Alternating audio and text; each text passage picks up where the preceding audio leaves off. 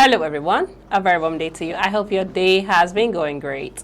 I remain your humble host, Becky Usoro. It's that time of the show, Citizens Dialogue on First Nest News Portal, where we discuss trending and interesting political topics. Joining me on set to have this conversation today is King Sojalo.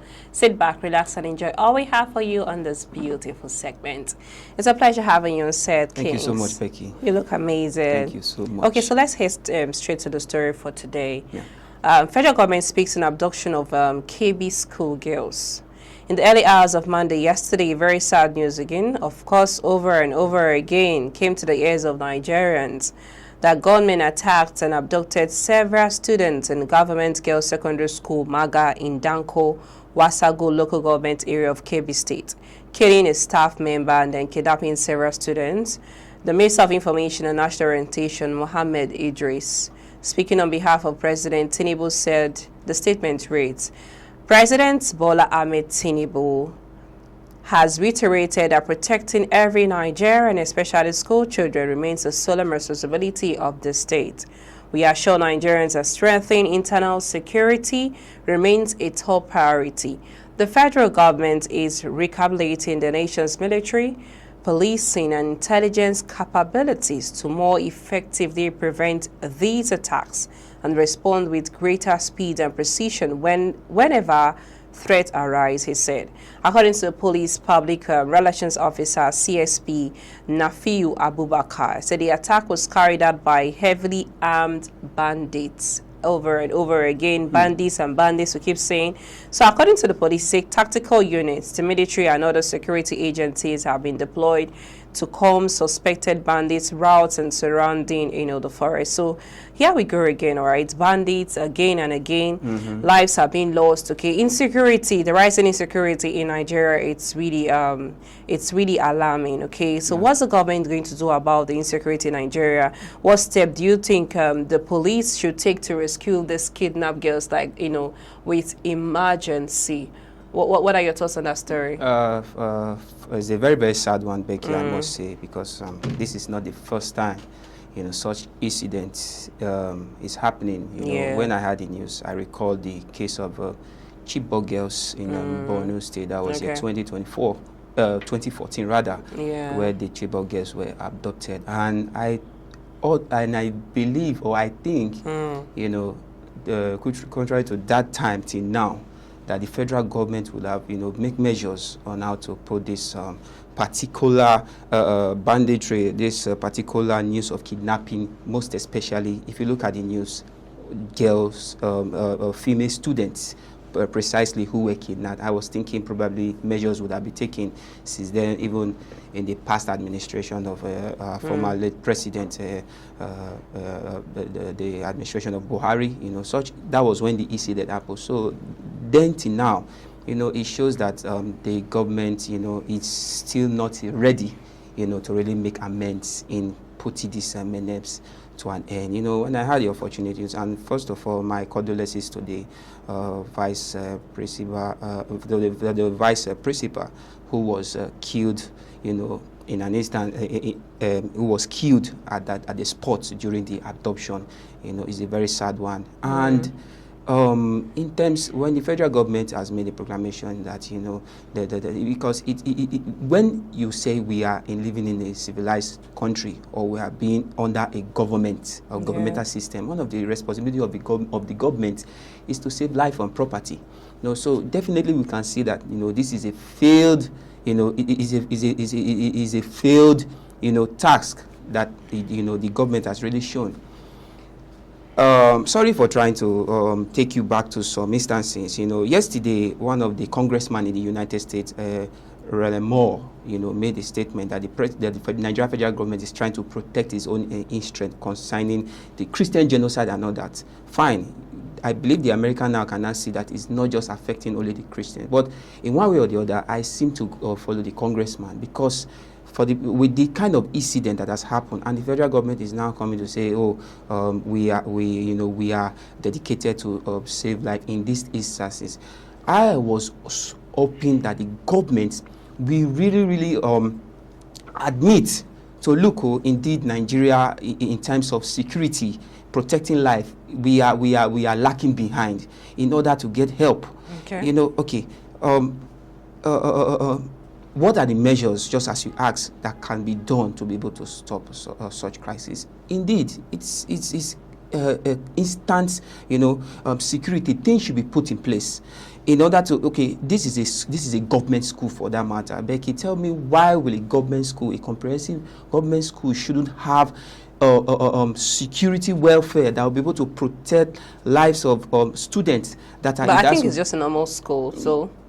Even at that, there should be a security system that will be able to protect. But I don't think there's any school that you have securities like that. Which is an unfortunate thing.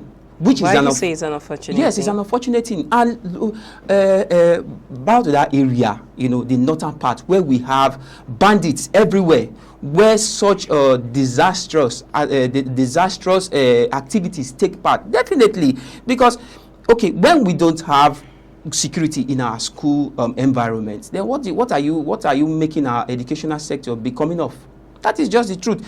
Because okay, with this incident that has happened now, definitely no young teenager or no youth will be having the interest, because their mindset right now is, I'm sending my child to school now for this kind of a thing to happen to him or her. That is the mindset of those people living in that area, in that vicinity. That is just the truth. So definitely, schools, tertiary institutes should be, heavily safeguarded with securities. Okay. With the situation that has just happened, is enough. I expect, just like I said earlier, I expected the federal government to be able to trust these issues. And mind you, these bandits are coming for just most especially the girls, because they were not kidnapped by their fellow women. They were kidnapped by men, and we know the interest of a man towards a woman. We know, I don't want to go into that, but it's an unfortunate thing from the federal government. That is just it. It shows that this is a failed government. When the U.S. president raised alarm about putting Nigeria among a country of among special concerns, exactly, the CPC. A whole lot of high stakeholders were lamenting that Nigeria cannot be described in the form the U.S. president is prescribing it to be. But look at what definitely the U.S. government and all Congresses and the senators who have been accusing Nigeria of the Christian, definitely you have given them more morale in order to take the action they want to take. Okay. That is just a clear fact. So right now, there should be no cause of much alarm.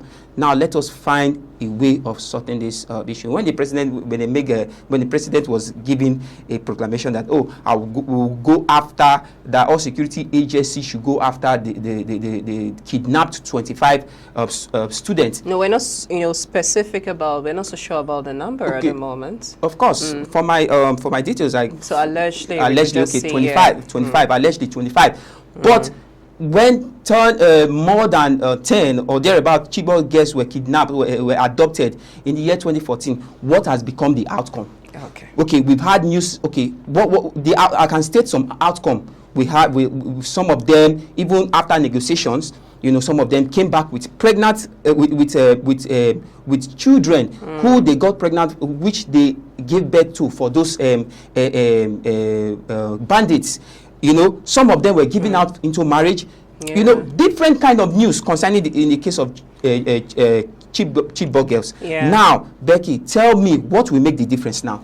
Okay, we just hope for a more positive information, Becky, before the week runs over. Becky, we hope for. But the Nigerian government, I know, might come out with another story, and there is no probability that those girls will be taken back to their parents. I feel because of the statement that Donald Trump made concerning genocide and all that, it still has to do with loss of life. So I feel with this specific situation that just happened urgently, I think there'll be a difference. Now, why let it not look as if I'm condemning the Nigeria federal government totally. Becky, in statistics, it has been written since 2014, since 10 years now, in a number of 1,680 students, young teenagers, had been adopted from that region of Nigeria.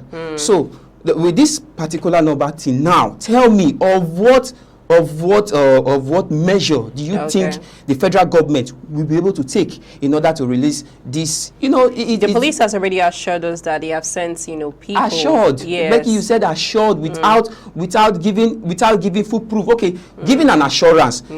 Ask the security forces. Among the 1,680 abducted that the statistics has brought, how many have they been able to sort out? There should be an evidence that, okay, look, the Nigerian military and the Nigeria security forces were able to do this. Now there is hope concerning this current abducted students. So I think the president should really seek help. That is what I think the president should really do. He should really go after the U.S. president, just as what the proclamation of the U.S. He should really go and start seeking help from them. I think that is the only way, because it looks as if our security forces are not really ready to tackle this insurgents and bringing it to an end woefully. Okay, thank you so much on your thoughts on that story. Let's look on to the second story. The president Tinubu warns against corruption in Nigerians and judiciary. President Bola Ahmed Tinubu spoke on Monday yesterday at the opening of the 2025 All Nigerians Judges Conference organized by the National Judicial Institute in Abuja yesterday, saying that justice must not be for sale. Tinubu said that public trust in the justice, I just want to read. Okay. Tinubu said public trust in the justice system has weakened due to delays, perception of corruption, and concerns about access to justice. He urged judicial officers to confront these realities with honesty. He said discipline within the judiciary must be firm, transparent, and consistent. Only a judiciary that cleanses itself can command the moral authority to cleanse the society. So what do you really think is encouraging corruption amongst public officials in Nigerian judiciary? Looking at our judicial system at the moment. It's not something that you have an issue and you say you're going to the courts and then you're coming out with justice. Okay. First of all, it's a good one from the president, as the first man of the nation, trying to, when corruption really affects the judiciary system of a country, there is bound to be a breakdown of the entire nation, because, the judiciaries are indeed the backbone of every government, which we know. Looking out for elections, looking out for daily crimes and all that. So what's really happening? First, the Bureau, the National Bureau of Statistics made it known in a news press that, in terms of corruption, the Judiciary Forum, I think in 2023, had the highest form of corruption. You understand? And the president trying to address it is in a good one. But in most cases, Becky, when you're trying to address a particular institution, when you're trying to address a person, I think you should also look at your own self to be able to give a good address to a particular individual. You understand? So that there will be a proof that indeed the person who is advising me, is of good example. You understand? I'm referring to the federal government, to the president right now, because when they say when the head is good, I think the part of the body is bound to go in the right direction. You understand? And in addressing the judiciary when you are not having a good shape on your own, is indeed a call for who do you want, how do you want the judiciary, who is leading the judiciary? That is the question first and foremost. Well, now, if you look at in the aspect of the president, when he came into power, I think the total debt that was, according to statistics, I think Nigeria was having just 87.5 billion, which the country was owing. Okay, now currently the number of total debt the country is having now is 152.7 trillion, I guess. Now, if you look at the rate at which our debts, and definitely it is not Nigerians who are going after this loan collected by the federal government. In fact, it is the the federal government on its own who is, taking out this tax. Now, what are the essence of this tax, which has not been clarified up to this date? The purpose of collecting this loan, you have not really made it known to Nigeria, and little or more proof are we seeing, then how do you want your judiciary to follow suit your mandate? That is the question we should be asking. When you are addressing such people, then you should give a good example, give a clear example of yourself. Okay. Now, in the aspect of the judiciary, indeed, you know, when corruption is tied around the judiciary system, definitely the nation is totally breakdown. Okay. You understand? The citizens don't have people to rely on anymore. Okay. You understand? The people, you know, who...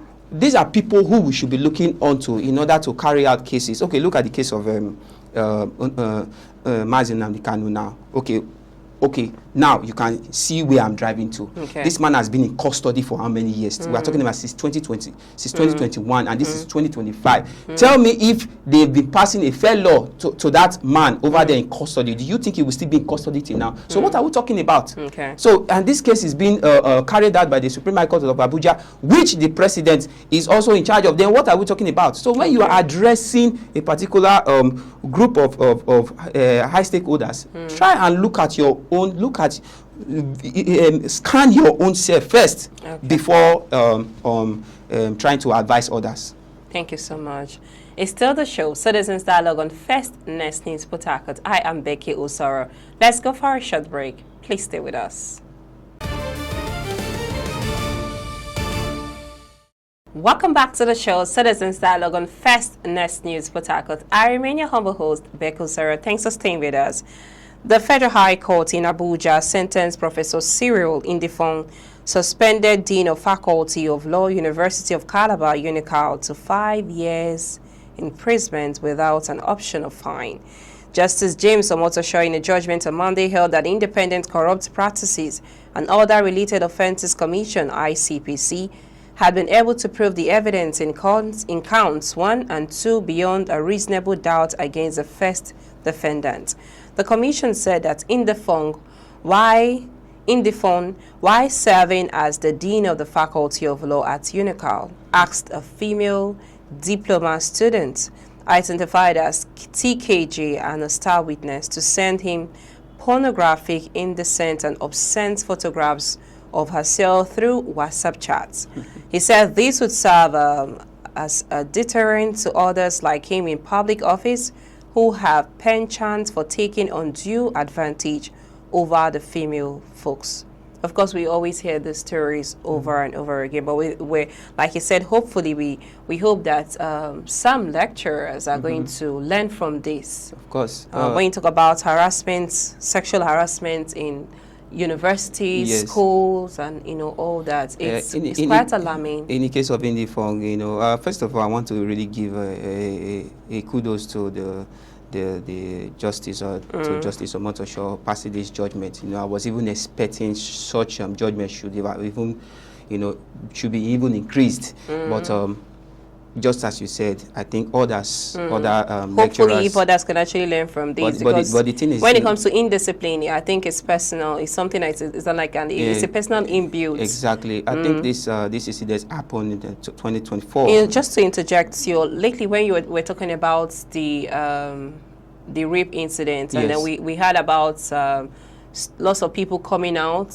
both, you know, younger personnel, older personnel talking about rape. Okay. And then in this kind of case, I feel too, there are people still in the university who are going through the same kind of incident. Currently. Yeah. You know, Becky, I would want to urge the federal government to do one thing. You know, passing a judgment on Indifong is not just the protein right now. It's also bringing an implementation. You see, this head of departments, lecturers, like deans, including to these VCs, you know, they are all involved in this act, which is a clear fact. And, you know, the victimized here are most especially female students, you know, which has really been a critical issue in our tertiary institutions. So I think the federal government should put up outside policy, should put a task force who will be carrying out, you know, duties to be able to hear voices of students, female students, not just female, to every student in our teacher. But I think there are student unions in schools now, so... Becky, I think, to me, I feel these student unions are not really doing they are not taking out their functional purpose. That is just the truth. Because if they are, definitely, these students, are